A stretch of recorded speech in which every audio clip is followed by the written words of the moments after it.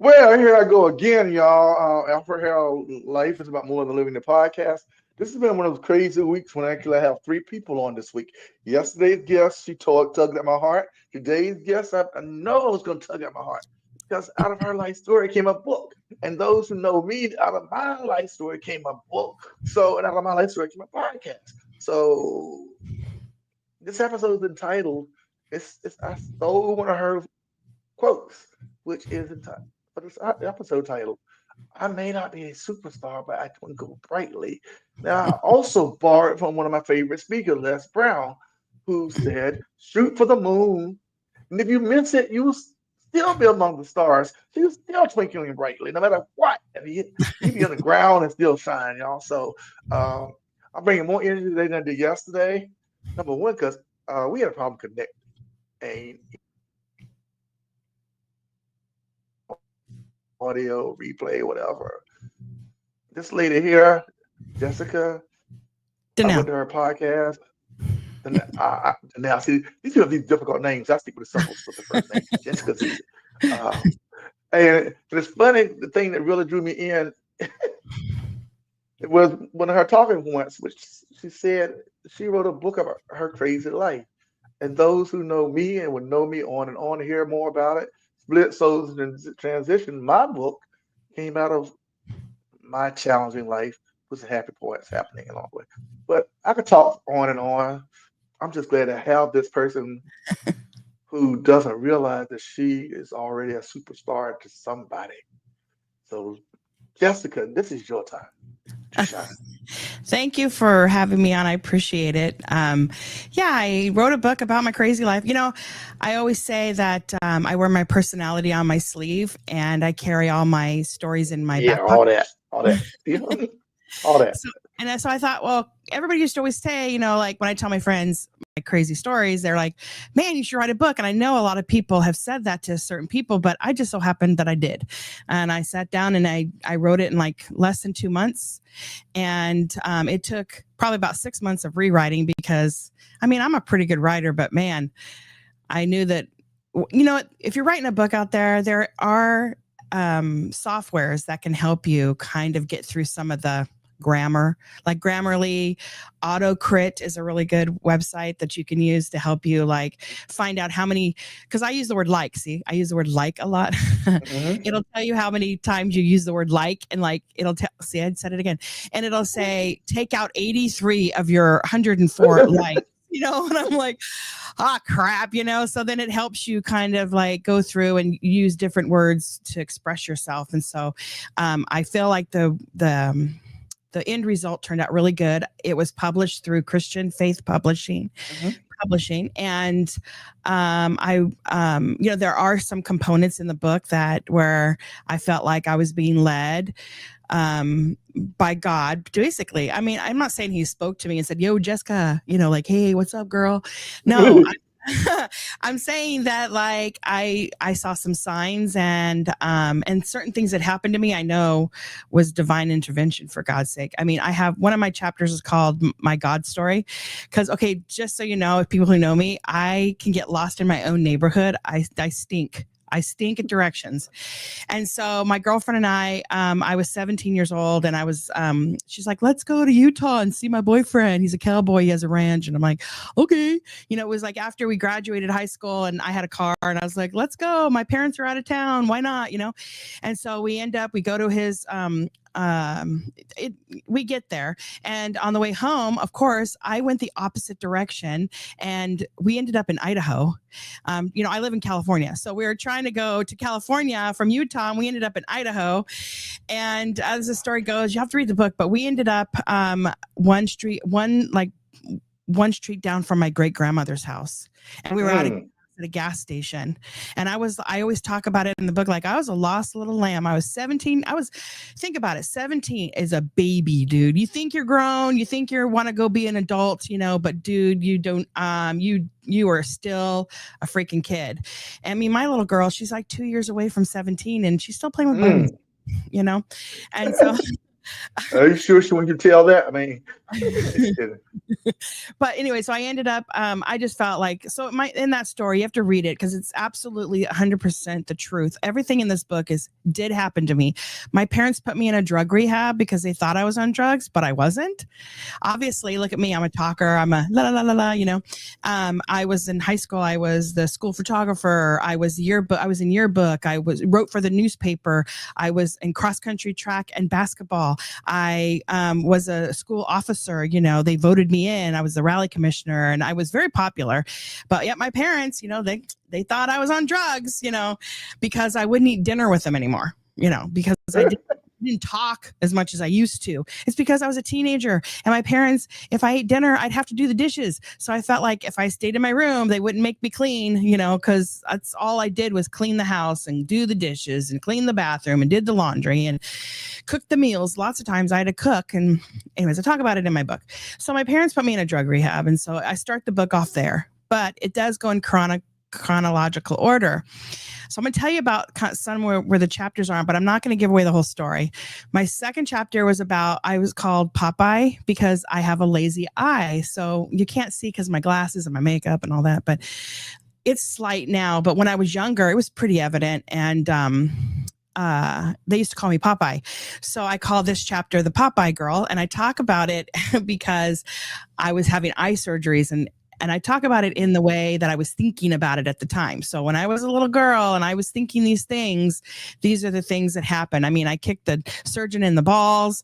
I mean, I did a whole bunch of weird things when I was little, and that chapter is all about that. The next chapter, and this is something that is a lot of people that are Gen Xers have gone through, is discipline. So this chapter is called The Belt, the Hand, or the Hanger. And so my dad would say, what do you want? The belt, the hand, or the hanger? And of course, the hanger left welts. The hand, my dad was 6'3" and 250. He was huge. And I was a little girl, you know, and so the hand really hurts. And I said the belt. So I took the belt because sometimes, and I talk about it in the book, but sometimes my dad would hit me and it would flap over in a weird way and not really hit me. And I would cry harder. Oh, that hurt, huh? You know, and then he would be like, okay, you're having enough. You've had enough, you know. And it wasn't so like you're going to get 3 lashings or anything. It was like, I'm going to beat you till I've got the rhythm and I'm done with it. You know, like it was as many times as he wanted.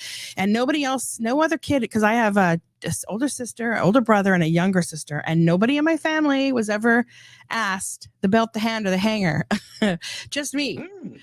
Because I guess I was a little turd. I don't know. I was a little, you know, I was mischievous. Okay. If I wasn't playing with Barbies or Cabbage Patch, I was playing with crawdads and lizards in the ditch around the corner.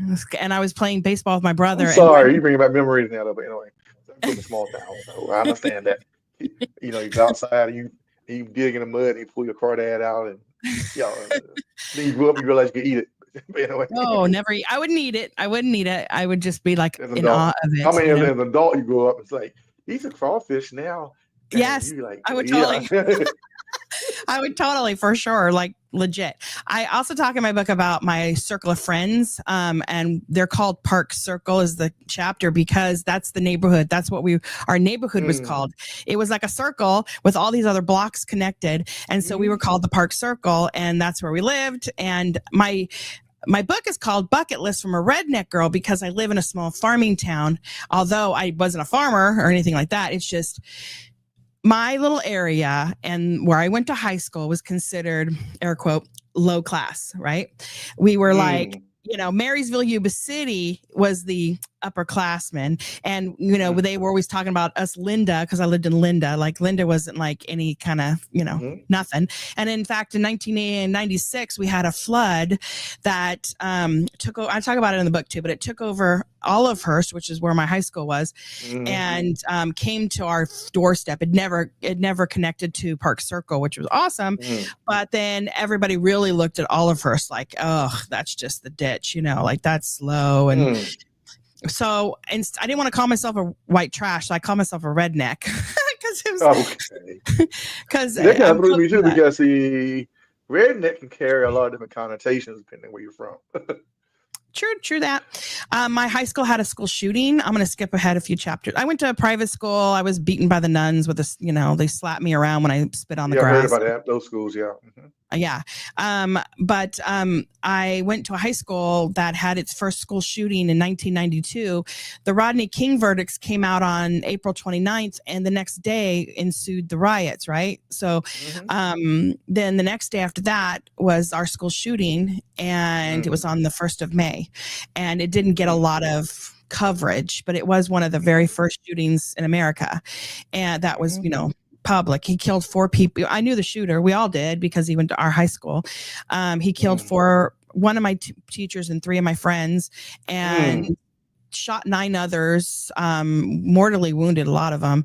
And then some of them, never recovered mentally. I mean, drug abuse, suicide, and then he also held like 60 to 80 kids hostage in the school for like 12 hours. So it was like and so they Henry Winkler, Freddie Prinze Jr., and the main character was Ricky Schroeder. Those of you who are Gen X know who Ricky Schroeder is. Silver Spoon, right? So he was the main character in the movie, and they did a movie called The Siege at Johnson High, and you can find it on Prime Video. Also Rage, I forget, something Rage, is they made like 2 titles for the same movie. It was bizarre. I don't know why they did that, but so there was a movie made of it, so that's kind of interesting. I talk in the book about I had a 3:00. You know how kids are like, "Oh, I'm going to beat you up after school," like that 3:00 high. Oh, I had one of those, and half the school ended up in my front yard, and it was crazy town. But I labeled that chapter. I just had to do it because I literally had to. I didn't want to fight her, but I had to, and I talk about that. It's kind of I go on. I mean, there are some chapters that are very sensitive, and I don't really want to go into it, but it's called Pretend You're Asleep. So you can, you have to get the book to read that one. I had a Jerry Springer wedding. My family couldn't get over themselves to let me have a freaking nice day. It was crazy. My brother-in-law was threatening to kill himself, and it was just a freaking crazy day. And then my brother announces he's going to get married that day. It's like, you don't announce your engagement on my wedding day. Your wedding day, no. Yeah, what a bozo. And then I went on, I got married. I'm still with my husband 28 years later, and we have a couple kids, but I started a business, in my living room.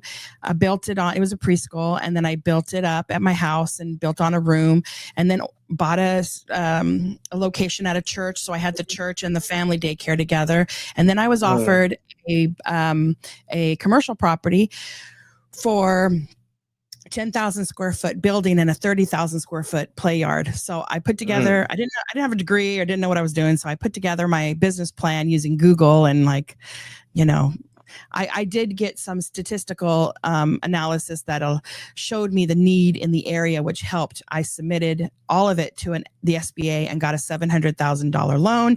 Wow. And was able to build the preschool on the inside and the outside. The owner built the shell, which was like $4.2 million, and I built the rest of it. And I pre-sold all my families. So on day 1, I had 140 kids when we opened up the door. And so first day we had 140 kids rolling through the door. It was nuts. And I had a staff of 28. It was really good. And then I opened the school, though, at the worst time is when the economy started to go into crapper. And that was like 2008. And so by 2010, I was shelling out money of my own to pay for all my girls, paychecks, and I hadn't gotten a paycheck in over a year. So I was basically working for free. And my daughter was a podcast on a different level. It sound like a podcast that we worked for free for a while. I know. I'm not making. I started a podcast. We'll talk about that in a second. But I'm not making any money. It's all good. I don't know how to monetize. I guess somebody needs to be my coach. You know how many coaches there are out there.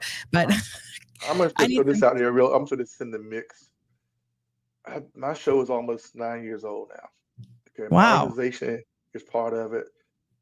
Since I decided to start going live and use the StreamYard, all of our numbers are doubled or tripled. Really? So live is better?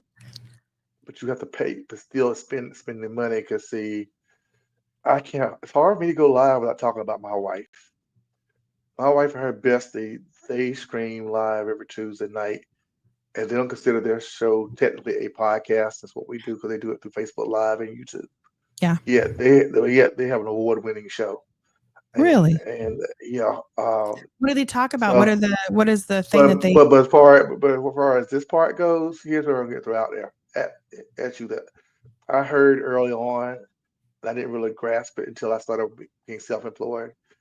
Is that podcasting like YouTube basically is to get you speaking gigs or location to get you in front of an audience where people will pay you crazy mad money, either as a consultant to tell your story to that small audience or to tell your story to a larger audience. That's where the money's at. That's why when I look at your numbers, like a book, you have to have a product like a book, like we both have. You have to have a strong story that touches everybody's lives.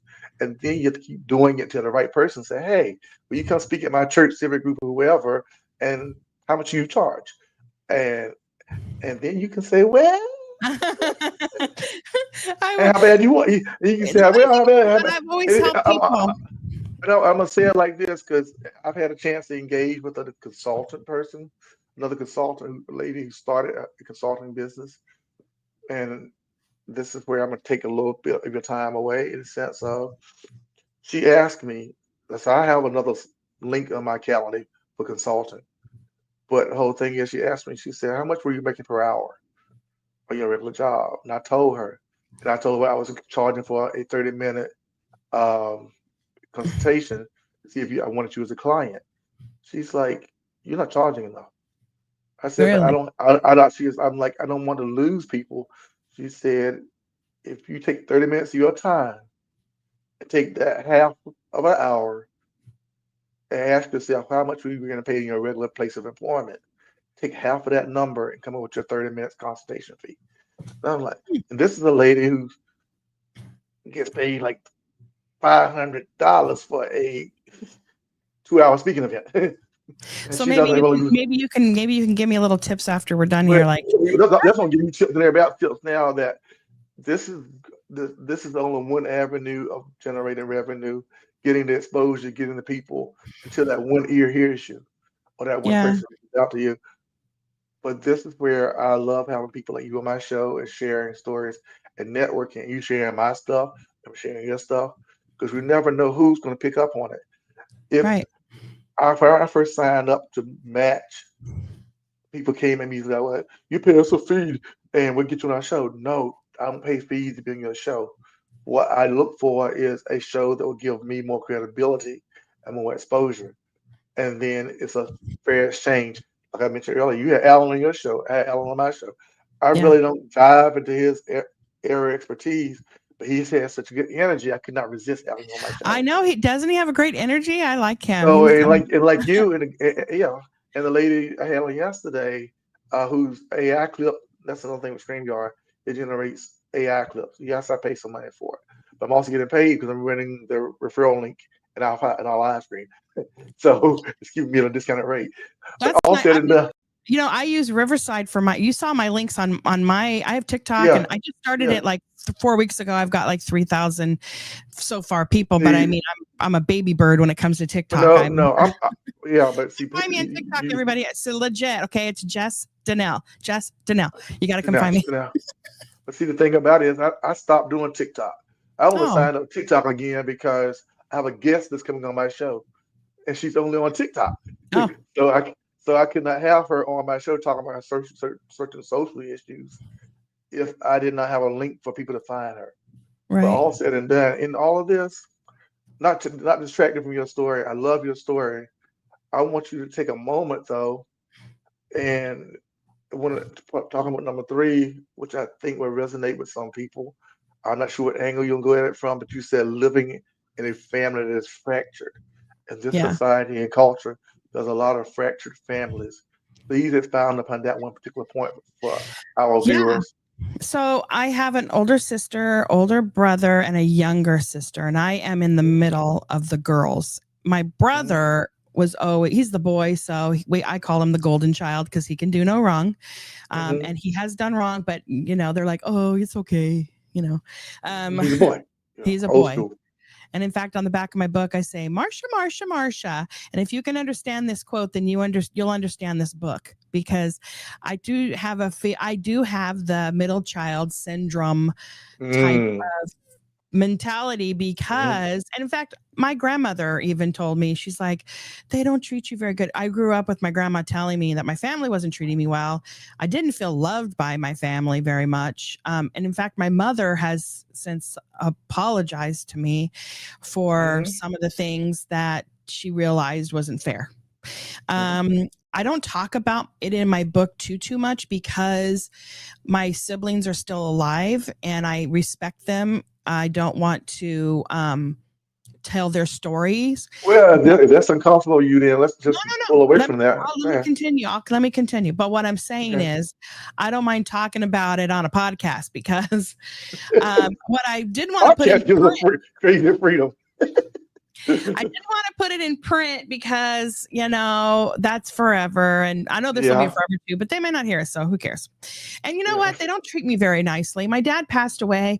And I guess apparently they don't really like my older sister. My brother and my younger sister, they work together. My brother started $1 million business with a buddy, and multi-million dollar business, and gives my sister a 6 figures salary. And I'm the one with the master's degree. Hello. And of course, he doesn't offer me nothing. He doesn't know. I mean, I have an MBA. I actually have a better degree than he does. Mm. And and I've opened businesses, and I'm an entrepreneur, and I have never met his 13 or 14, I think 14-year-old son. Never met him. Never met his step kids. Met his wife like once.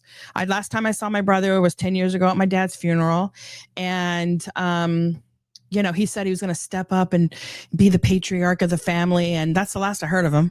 And so, and he's got a lot of money, and my older sister, she struggles. I do the best I can for her. I give my mom money every month, and my brother doesn't do shit for any of Mm. it, any of the family, and he's the one with all the money. And my mom struggles, and he's not doing anything for her, but he likes to run her life, tell her what to do, but then doesn't really Mm. help her. And so that's, I don't, he's kind of a bougie, he thinks he's so classy, and he's very bougie, and I'm too low rent for him, I guess, whatever. Well, And so that's kind of I like where wanted I to, come from. I, yeah, I wanted you to dive on that a little bit. I thought you may be going down a road similar where we have some commonality here because uh, whereas my book deals with childhood trauma to the point that the paperback has 3 pages of mental health resources at the end of it, which Mm, audiobook does not have those resources in it. And it's semi-autobiographical. Uh, I wrote one poem specifically for my sister, my whole biological sister, because there's several of us. I will always be the oldest, whether my sperm donor dad ever acknowledged it or not. To the day he died, my mother has passed. However, because of the interactions, and it's all of other episodes of my podcast, and I'm very transparent about it because I try to reach men of color who need mental health, need therapy or something. And in our culture, we don't always get it because we see it right. as a taboo still. When my sister passed, uh, she died the way she allowed our mother to die, and which was she denied me the right to see our mother buried. So when she died, about my book would be out circulation as an audiobook 2 years, October 8th. I know because it came out as an audiobook on Spotify on my wedding day 2 years ago. So I'm still a newlywed. Uh, but I wrote, but she died 2 years prior to that. And when I got the phone, she called me some months prior. We had some conversations. I let her in a little bit, but on her passing, uh, I found out through my youngest son. I found it through her third, fourth, fifth, seventh husband. I don't know what husband number it was, who called me up to blast me out about being a no good brother. So beyond the grave, she still spoke ill toward me. So after consulting with my oldest surviving aunt, we decided that neither one of us would go to that funeral, even though we weren't technically invited anyway. And because if we did, it would open up wounds and bring up scars, and who knows what we're gonna walk into. I didn't want to walk into something that's gonna be where she threatened me before in life with being arrested for something I never did. Right, right. So all said and through it all, in it all, through it all, in it all, her denying me the right to say our mother buried, she died similar to her daughters and a few other people around her who really didn't get to be around her much until her casket. Whether she could recognize it or not, that's whether you believe or don't believe. Uh, so when you talk about fractured families, I I, mean, these are wounds that we hold on I, to, you but know? see, thinking about it, that's where the writing comes in. I'm not able. I don't call it. I don't call it a wound anymore. I consider it a win. It's a win because they live in they have lived or are living in their own misery, and they don't understand it yet. Yeah. Because last last time I checked, that very old book say you will reap what you sow. Uh, Yeah, that's so true. my my mother or her passing, she realized how my sister was. She made sure certain things were in place, but I trusted my sister. And years later, she died, and I realized I could trust her anymore in that space. However, I'm tired of not overtaking your story. I'm bringing it No, in because I'm building a in our friendship. I love yeah, talking to you. yeah, yeah, in our tragedy, there's triumph. Right. So the people on the other side may not see it. That's why this podcast is a theme is life is more than living.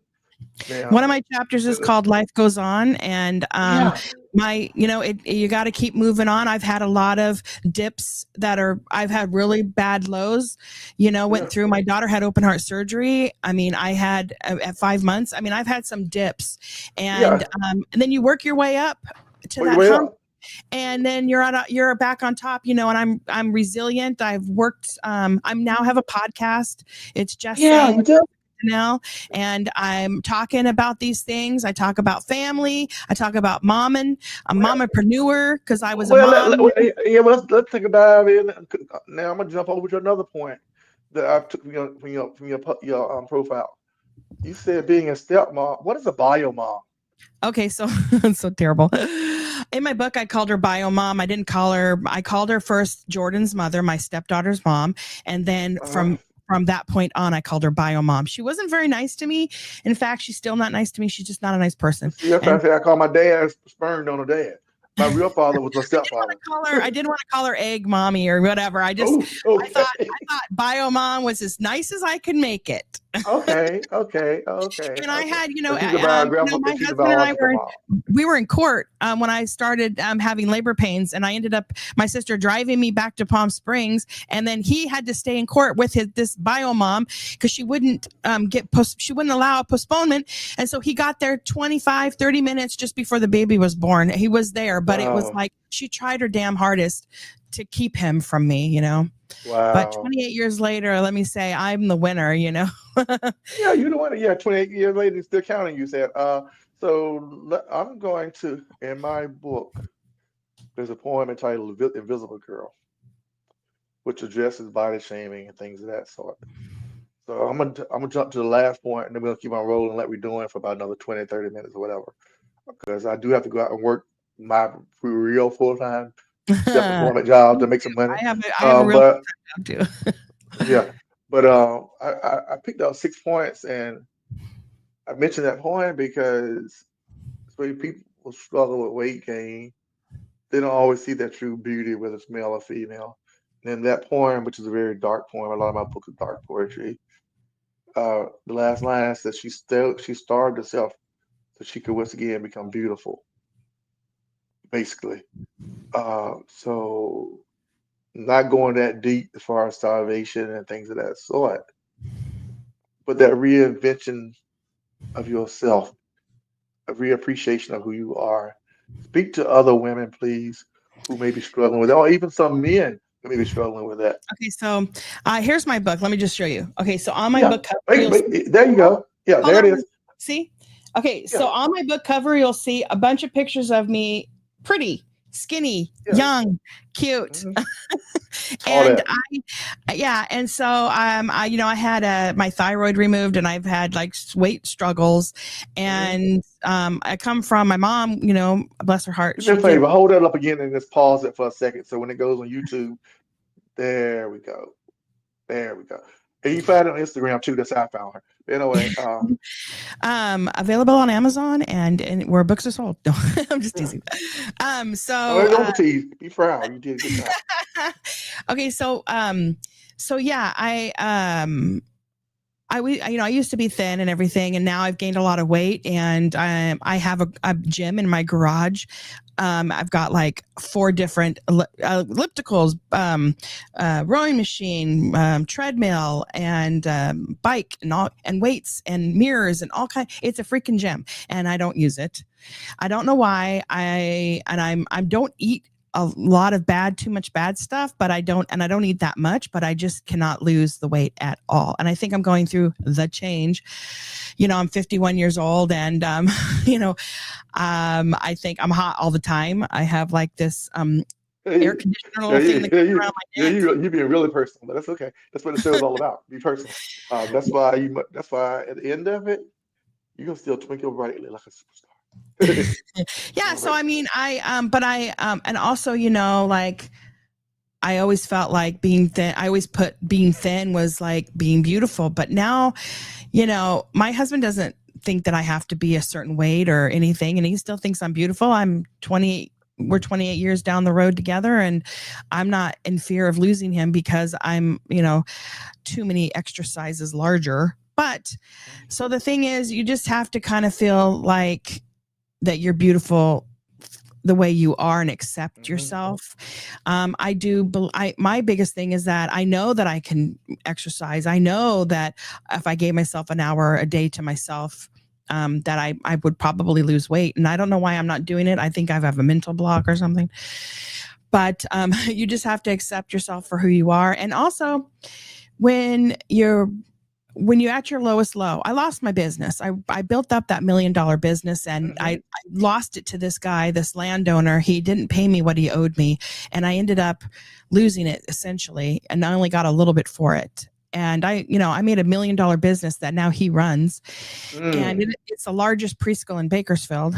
And mm, and so I felt like I lost a family member because it was my baby, and I lost it. I can't drive by that street ever because it just makes me sick to my stomach. mm, And I lost our house, and I mm, had to short sell my home and move into a manufactured home in mm, a manufactured lot, like with, mm.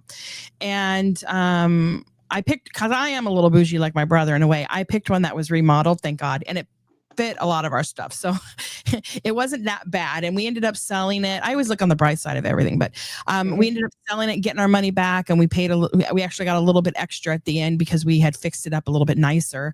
And so when we sold it, we got all our money back. And during that time, we realized a couple things. One, we were able to pay off all of our debt, okay, and get in a better situation. And two, we realized that if we didn't have enough money to retire with, that we could always move into one of these freaking mobile homes, because we could live like that if we had to, because we did it, you know what I mean? And so we realized that, like, thank goodness we have 401ks that are, making some money, but if we end up being like broke and can't afford to live, we know we can at least go there and we can make it work, you know what I'm saying? So, but I'm lucky. I live in a beautiful big home, and I live in California, in the middle of California, not in LA. Like, if I lived in LA, this house would be like $5 million, but it's not, thank God. I don't want to be house poor. But so I was at the lowest low, living in a mobile home, and now I'm living in a over $500,000 home. I'm living nice, and you get into those dips, man. You can make your way out. You just have to set a goal and keep working for that goal. Keep working for that goal. My husband and I, we have a huge Halloween thing. Thousands of people come to our house for Halloween. It's crazy. Go to my Instagram page, go to my Facebook page, look at my pictures. But yeah, I saw some of those Halloween pictures. It's like, okay, thousands of people. do I need her on my show to talk about what? Halloween or what? Anyway, go ahead. Just let me tell you. Well, now you made me lose my train of thought. That's what I do. I do it all the time. So anyway, I forget what I was trying to say. But what I was trying to say is that I forget. But you can work your way. You can be at the very bottom. You can work your way up, and be like, in a better situation. Here I am. I reinvented myself. I wrote a book, and now I'm doing a podcast. Whoever thought I'd ever do that? Well, maybe some people in high school, because they said I talked a lot. They said in the yearbook that I was going to be the Steven Spielberg, a person that would be somebody who would make movies. You don't know. You just don't know. At least. But and the other thing, one thing I want to say too is like you have to find the breadcrumbs. There's a chapter in my book about finding like the little things that God puts in front of you, and you have to take advantage of every possibility and everything that is put in front of you, and don't let it pass you by, and don't forget to thank him for all the things that he's given to you. And I even say like, man, you parted that traffic so I can get there faster. I'm like, thank you. Like, you know what I mean? Yeah, like the day with the show here, because up to today, everybody been seeing Google Meets, but they've been understanding it was like we stream through StreamYard, and usually 5 to 10 minutes later, they'll see the link in the email. And today I realized, I can type in StreamYard. So now it saves a lot of headache. But because, again, going back to you, God sends a little breadcrumb or you make sure you lead the way a little bit. Right. I firmly believe that anyone that needs to be here is going to be here. I'll say it on this show, I'll say it on another show, because the individual problem is I can catch my show anyway, is I had one guest who literally took the headset off and walked off the stage. And he did it because he came on as an expert in a certain field. Now, for me, I'm a deep student of biblical and church history, down to the point of realizing that the first enslavement happened before the enslavement here in America. That's another topic for another show with those who want to go down a religious journey. And I backtracked and I Q&A. I did something I rarely ever do. I went Q&A back and forth with him to the point he literally took his headset off and walked off. Because there's a difference in reading stuff in a book and having a knowledge of it and living it. You have an MBA and things in other areas, yet you have lived these experiences you're sharing with my audience. You've lived the loss of a business. You've lived the loss of dealing with a bio mom, which I understand what a bio mom now is. You have lived the crazy life of the typical teenager growing up, taking a road trip. I was a safe kid. I would do that like that. I had enough behind the scenes. I wasn't a bad kid. But I had enough behind the scenes trauma to create a book 40 years later. Okay. You're right. So, but the point is, you like majority of my guests, I do my best to filter these out, like the one tomorrow, the one yesterday. That's my wife trying to check in on me, and I'm still on my show. I'll let her go for a second. But anyway, anywho, hold on. I'll call her back. She's the only one who can get through on a mute button. But anyway. That's like my husband. He never calls me, but so if he does, I'm like, oh crap, I got to answer that because he never calls me. Yeah. But anyway, through it all, in and all, you have lived it. You're talking about it. I would like to. I keep inviting the same people back. I don't know where I'm squeeze you guys in. I would like to have you back some point, future date, and because there's so much we're unpacking here. I know, huh? I told you, I have a crazy life. I had a crazy. And currently, on the link I have for you is the podcast link for Apple, so people can subscribe and follow you on Apple Podcast, or they can find you on Instagram, of course, and all the places you just talked about. But they would definitely find you through the YouTube channel and that book that you held up. Right. So I'm gonna wrap this up and say Jessica, because I'm not gonna do last names because I mess up last names badly. It's spelled Danel. Okay. Danel. Like the northerners say Harold, and the southerners say Harold. Anyway, I appreciate you coming on. I appreciate you allowing me to come on. Yeah. The YouTube part is the easy part. I will create the shorts for it for the next 48 hours. I haven't even uploaded the shorts from yesterday for YouTube yet, for sure. Uh, and everybody, please go out and find her book, buy her book. I support this lady bucket list from a redneck It's girl. funny. It's a funny book. It's good for by the pool or if you go on an airplane or when your kids are Not, taking a nap. It's a funny book. yeah, based on what Yeah, you just I laugh. shared with us, it's a good survival book for those who don't know how to survive craziness. But that's it. And yeah, appreciate you. I'm gonna end this session. I'm gonna take you off stage and we can talk off the mic as the show winds down. And so let me take you. Bye, Jessica, to everybody Thank else, you. but not Thank you bye to for having me. me. You can still Thank you. we'll still see each other in a second. Uh, Countdown.